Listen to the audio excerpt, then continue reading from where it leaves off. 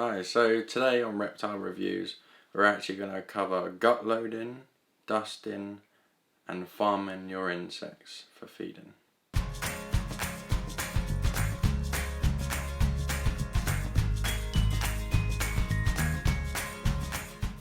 We actually have our Sarah out for the video today. I don't know how long he's going to be out for. He might get a bit fidgety and he can be quite quick when he wants to be, so we'll see how things go. But I don't know whether you've seen any of these before. If you're from the UK you probably haven't. If it's overseas then you probably know what he is, to be fair. So as for gut loading, why it's so important that you learn how, and you should most definitely be doing it. So the reason that gut loading is so important for everyone to learn is lizards like the tokay gecko and other ones that we own, and some things that maybe you own yourself as well. They're only carnivore eaters, they will only eat the insects. Other lizards might actually in fact eat vegetables and so on, which is very good. But for the ones that will only eat the insects, it's so important to gut load them so you know that they're getting nutritional value in, whether it be vitamins and so on.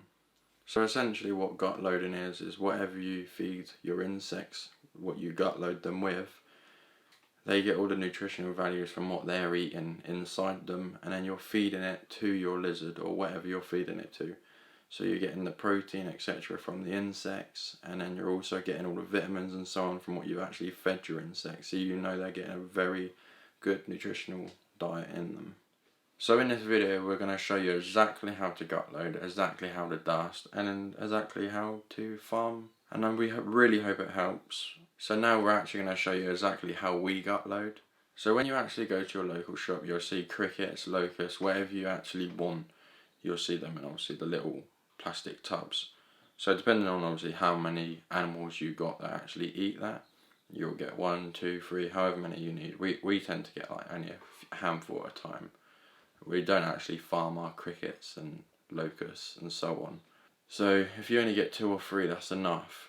So what you actually want is one of these. So in your local shop, hopefully they'll have these tubs. They're very cheap. They're only like a £5. I would actually suggest to you to buy 2. And the reason why is when it actually comes to cleaning them, you can literally just transfer them straight into a clean one, and then you can clean the dirty one, and then the following week you can plant them straight back into a clean one. It just makes things easier. Otherwise, when it comes to cleaning, you haven't got anywhere to put your crickets or locusts or whatever you want to gut load. So when you actually return home from the shop, what you want to do is you can keep the cardboard. You put the cardboard straight into the plastic. They will actually come in bug grub or oats or something like that for bedding. You don't want to transfer that over if possible, because it's probably got loads of feces in it already, some dead ones. And what you'll notice, especially with crickets, is if they've been eating the dead ones in there, they will actually go black, and you want to chuck them out, really, get rid of them straight away, because they're clearly not healthy, they're not very good to keep in there. So once you've done this, get them from the shop and transfer them into the tubs, then that's it, you can start gut loading.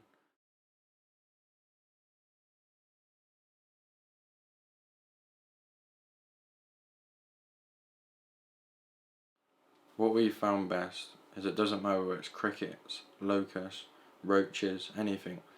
They really like carrot, so carrot's a very good one. Spring greens, just like this. It's very affordable. You can get it from any supermarket. That packet was only 50p.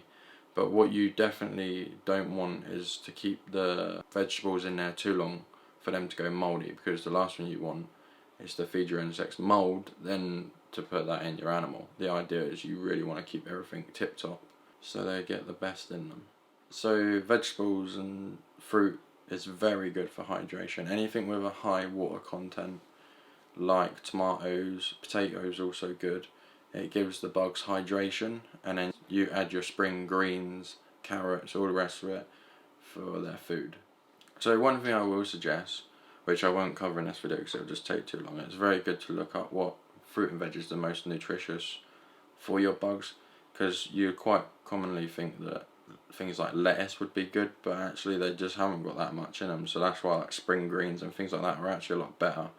So it's definitely worth doing further research on top of this video, just so you know exactly what you want to give them for sure. So what you've seen, what we do with our crickets, we do absolutely exactly the same with our locusts. You will notice a massive difference as well. So when you normally get your feeder insects, they're only really last like a week odd, like if you don't start gut loading them, and it's just a pain in the arse. Keep going back all the time, to be honest. If you used to buy like a few at a time and you gut load them and give them their food and give them this and give them that, don't worry, they're not going to die. They will actually last as long as you're keeping them healthy. They will last. So you will go through them all, and it's quite nice as well because you can buy like a mix of crickets or a mix of locusts and keep them all thriving. And depending on, you might have something that eats big feeders, or you might have something that eats small feeders, and you always have a nice variety there. So it's actually slightly different, only very slightly different with things like mealworms. So exactly the same technique in these tubs, but they actually need oats as bedding. They'll actually feed on these oats and gnaw it down, so it's a lot finer, but they need it for bedding, and then like we do, we just drop it all on top.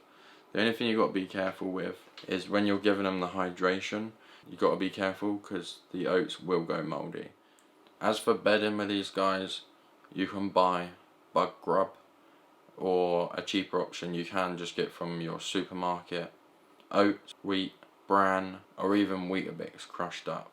This is a super cheap and easy option, especially like as you probably always go to the supermarket anyway. You can just pick this up, and as well with bags of vegetables for them and so on. We have a bag right here. This is just Asda's own oats, and it's very cheap. This big bag here only cost £1, and this will probably last us a good month odd. So with gut loading, if you read on the internet, they say you can just get away with gut loading 24 hours before or whatever, but especially if you're buying a few at a time and so on, I would just keep them healthy all the time. It's not worth thinking, oh, I'm going to feed the insects tomorrow, I'm just going to throw a bit of food in tonight. As long as you're always supplying them with some healthy greens and that, it keeps them healthy anyway, so your bugs are just going to last longer. And you know for sure they're definitely gut loaded and healthy bugs, ready to feed them straight off the bat. So just to make it clear, by gut loading you are really giving them a healthy balanced diet. Like I said, with the lizards that only eat the insects or whatever it is you're feeding, it might even be frogs, anything, you can't just feed them pure protein. They'll live for sure, they'll be able to live, but they're not going to have such a long life expectancy. If you're feeding a gut loaded cricket or anything insects, you're giving them the protein they're getting from the insect, but they're also getting all that nutritional value, like I say. So for anything that doesn't eat it, it's so important that you gut load. Even if you haven't been gut loading, it's fine to start now, it's not too late. But it's very important that you do so for the well-being of your animal. So as for dusting, again, it's super important. Depending on your animal, it's normally about 2 times a week, 3 times a week. So it could be every other feed or so on. It's actually quite hard to find information on dusting, so I can only go off of what's worked for me and what I've come across. So the easiest way I've found to actually dust is to get yourself a smaller pot, a very small pot. And what you want to do is open this up and just tap as many as you need in here. You can also get the powder mix already in there, and that is the multivit and the calcium. So you just tap as many as you want in there and you just shake them in it. As for the multivit and calcium, there's lots out there on the market. But if you're like me and you give them UVB already, they don't actually need D3. It's very dangerous to actually give them too much D3. You can come across metabolic bone disease. You really want to avoid this at all costs, because the signs of it actually is the same signs as not having enough calcium, so it's very difficult. So if you're giving them UVB, they can get as much UVB or as little UVB as they need. So do not give them D3. But if it's something without UVB, then of course you need to provide D3. I have 2 calciums here, one with and one without. We keep things with UVB and certain animals without UVB. Calcium is very cheap. As for multivit, we use the Rapashi superfoods.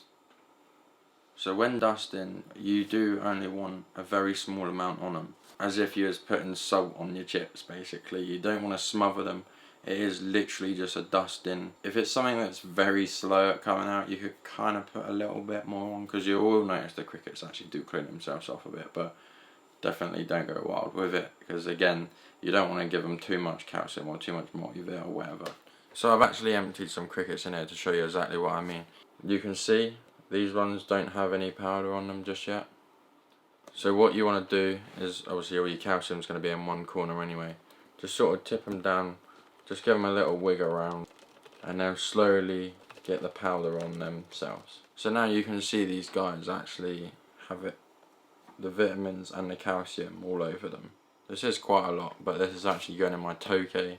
And believe it or not, my tokay is actually very slow at coming out, so I kind of put a little bit more of a layer on them than other things. Like if I was going to give it straight to the frog, the bullfrog and the Pac-Man frog are going to take it instantly, so I know they really do only need a small sprinkle on them. So we're going to see whether the tokay is actually going to take one. You might not really see from your angle. I'll try and bring him around as much as possible. Just like that? Or not? Yeah. As you can see here, we've got him taut on the tongs, but with the rest of these, I will just place in the bottom and have some fun for tonight.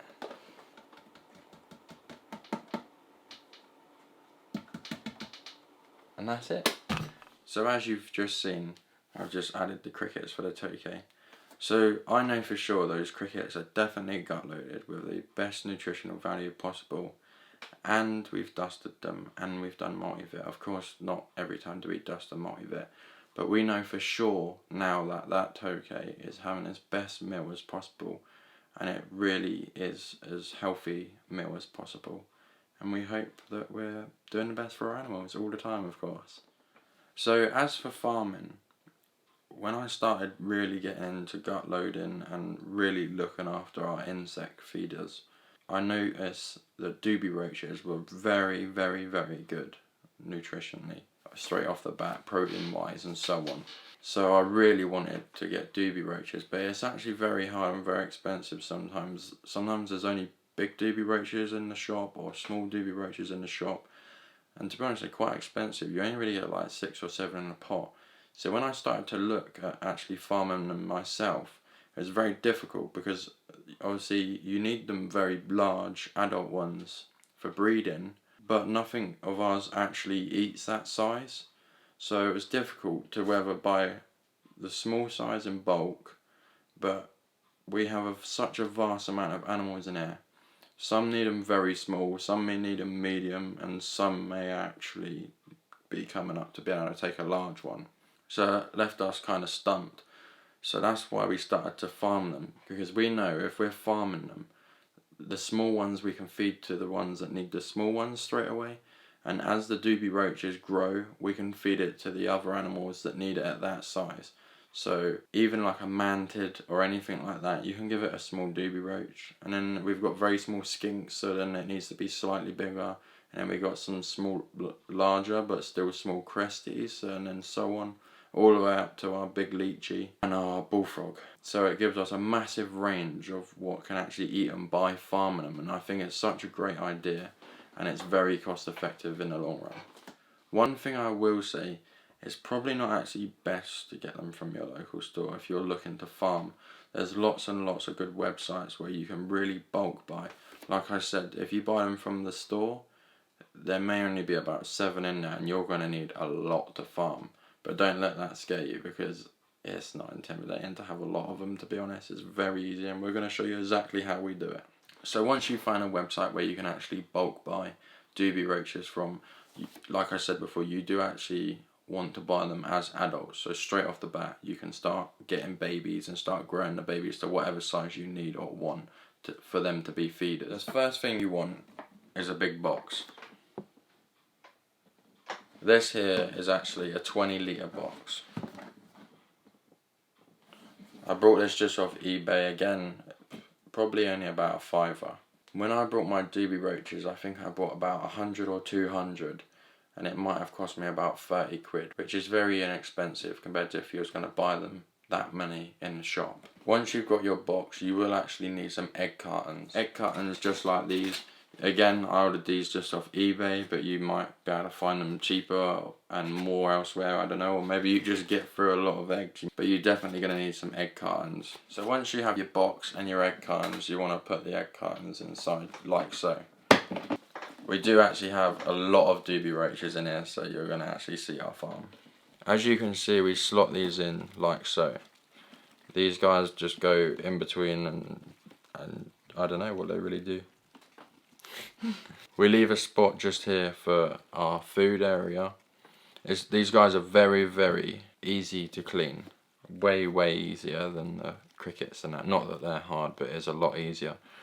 If you pull these out and put them on the floor, to be honest, they don't really tend to even leave the cardboard. Whilst they're out, obviously you can give this a real good clean, pick out their old food, and hopefully collect babies. The most important thing with trying to farm doobie roaches is the male to female ratio. We use the ratio 1:3. There's a couple other things on the internet that say maybe 1:5, or you can get away with a little bit more, a little bit less. But 1:3 is what we tried, and it is definitely working for us. We will show you now how to actually sex them and the difference between male and female, so you can get that ratio correct. So this is a juvenile female dubia roach.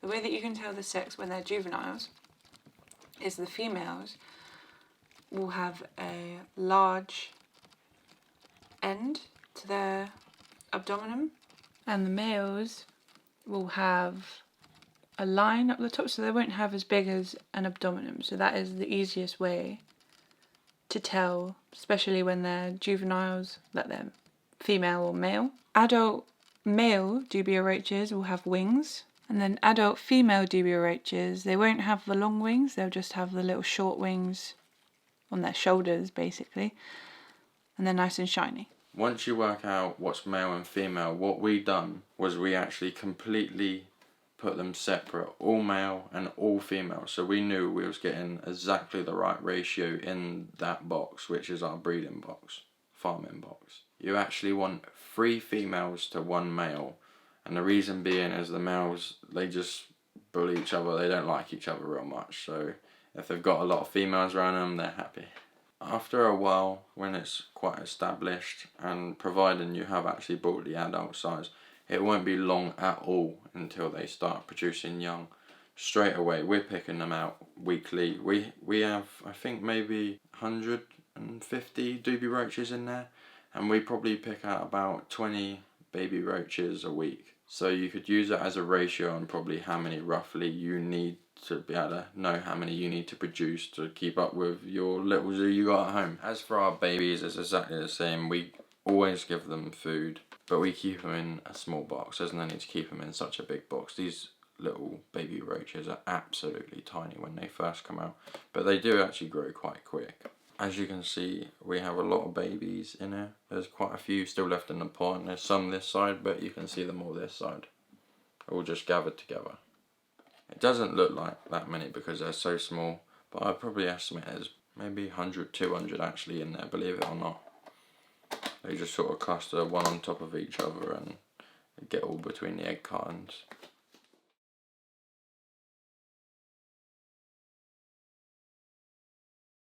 So once you got that set up, they do actually need it dark. I would suggest having a completely black box like we do, and warm. They do definitely like it warmer. The warmer they are, the more that they would produce, to be fair. We keep ours around 24 to 26, and they're doing so well.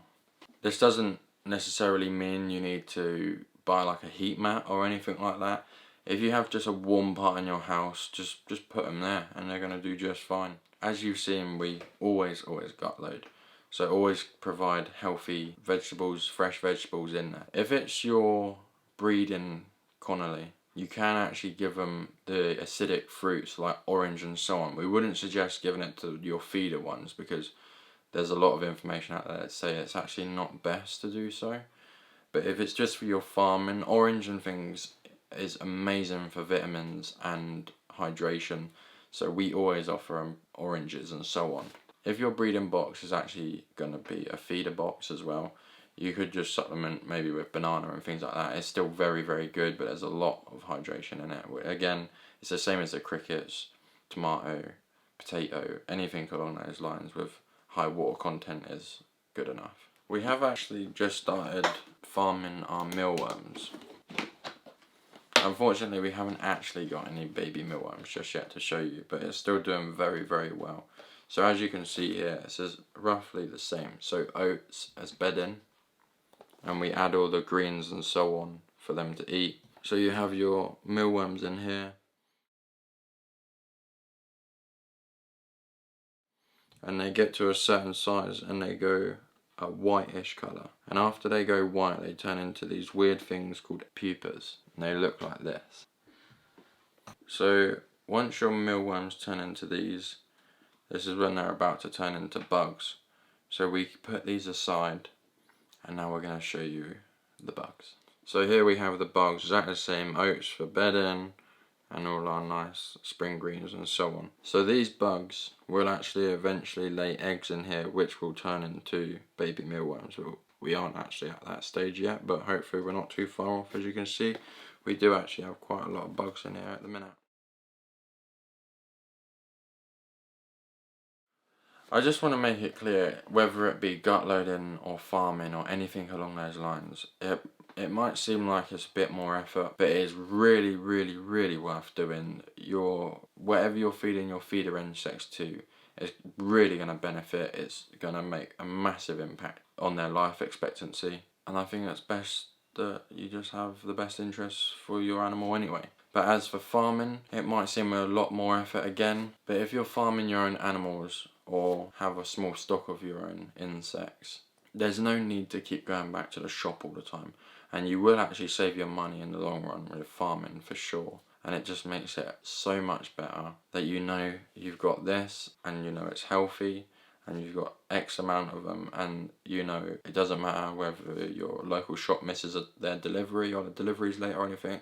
You know for sure that you have good nutritional feeder insects ready to go all the time. We even actually started doing our own springtails. The reason we started doing our own springtails is not always our local pet shop or other pet shops actually keep them, and they're so easy to breed. Really, all you got to do is just buy one pot of springtails, add it to a pot just like this, again off eBay, only a couple quid. Add any soil that you got for your reptiles, whatever it be. This is just forest substrate, and even that one pot is just going to multiply massively. Add quite a bit of soil. We normally have a lot more soil in this, it's just we have actually been using it a lot recently. Not too sure if you can actually see on the camera, but this is absolutely full, and like I say, we have been using this a lot recently.